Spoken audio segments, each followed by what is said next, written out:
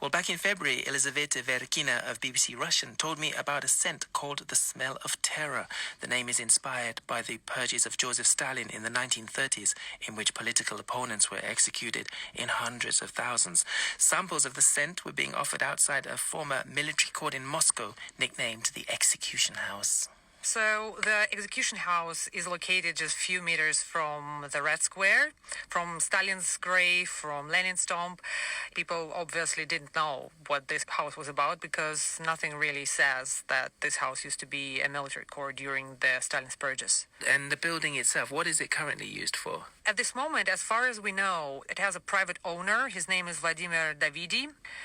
We were trying to talk to this man, but he never responded to us. So we can't say 100% that this belongs to him, or we don't know what he wants to do with this building. But again, the rumor has it that he wants to open a perfume boutique there. Why do the activists have a problem with that? So we met Alexei Nesterenko, who is in his 80s now. And he says that making a perfume store in this building is like dancing in Auschwitz. His father was sentenced to death in this building. And for him, it's very important to keep the memory of those terrible days. He considers Stalin a murderer, a criminal, and he wants Russia to deal with its past, similar to how it was done in Europe, for example. So he's kind of making a connection between Joseph Stalin and the Nazis in the 1930s and 40s. I guess he feels that people don't want to talk about that as much as it's needed. He's quite passionate about this issue. He has never known his father. His father was sentenced to death in this building in 1938, while Alexei was born in 1937.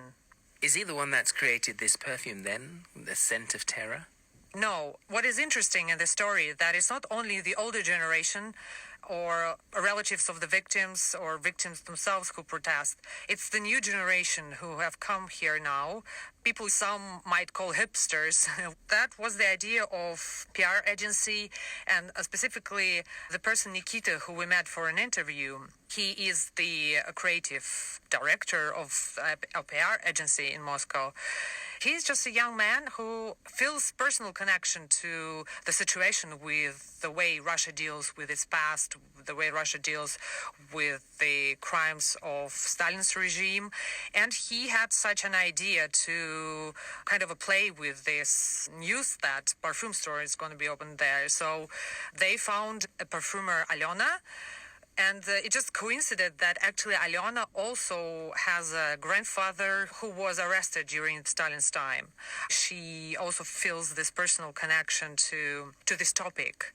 And she feels sorry that Russia, from one side, kind of hails Stalin as the one who helped Russia to win the Second World War, but at the same time, Russia forgets about his crimes.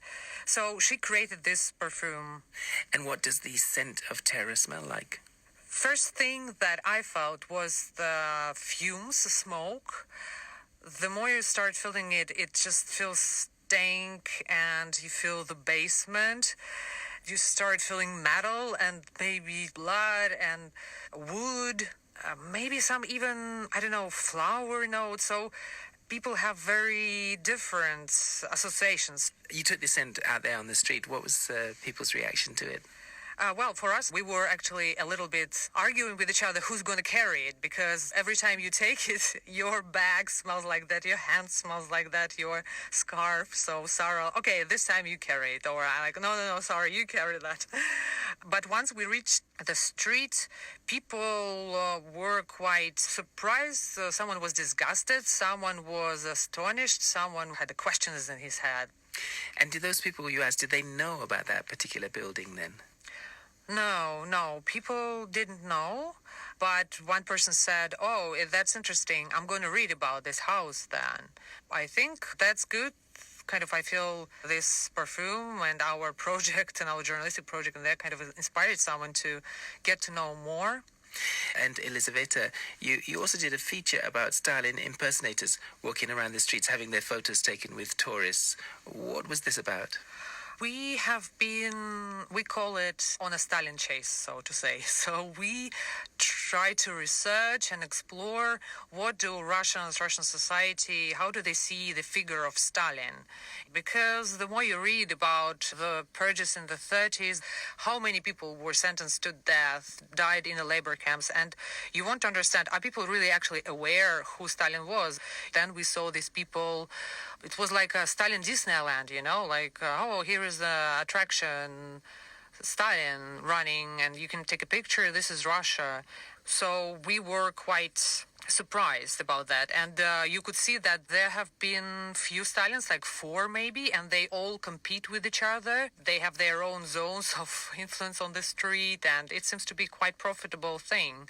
And what is that suggesting? Is it suggesting that Stalin is back in fashion? What did your straw poll tell you? When we started making vox pops with people on the streets, we thought that maybe people think that Stalin was great, like he won the World War II, that people have this a bit propagandistic idea of Stalin, that he was the greatest. But what we found out, some people know about the purges, but actually a lot of people have no idea about Stalin. Like, people don't really know very well who Stalin is. And is there a demography to that? I mean, was that among the youth, for example? Yeah. Some young people don't really know. So it's not that like they say that he was great. No, they don't know. And this is, of course, sad, but I think it's better than if they would be praising him. So. But who, for example, praises Stalin today? I was recently filming at Stalin's grave on the Red Square. 5th of March is the day when he died in 1953. And there was quite a big crowd there laying flowers. Most of these people are older generation, babushkas and dedushkas. But I also saw some young people. So I wouldn't say that it's like the whole Russian society supports him. And this crowd on the Red Square is not the representation. Does it feel, though, that the image of a mighty Stalin is being more widely promoted today? It looks like that. I mean, in some way, I think that state media doesn't do enough to understand what happened. So do you think a putrid perfume called Scent of Terror can reverse that trend? It brings this idea of historical memory into the new dimension. It becomes interesting and it becomes real. Through the scent, you transmit this horror in some way. Elizaveta Vereykina of BBC Russian speaking to me from Moscow earlier this year. This is the Fifth Floor. Now, more songs about the coronavirus. BBC Africa has heard quite a few.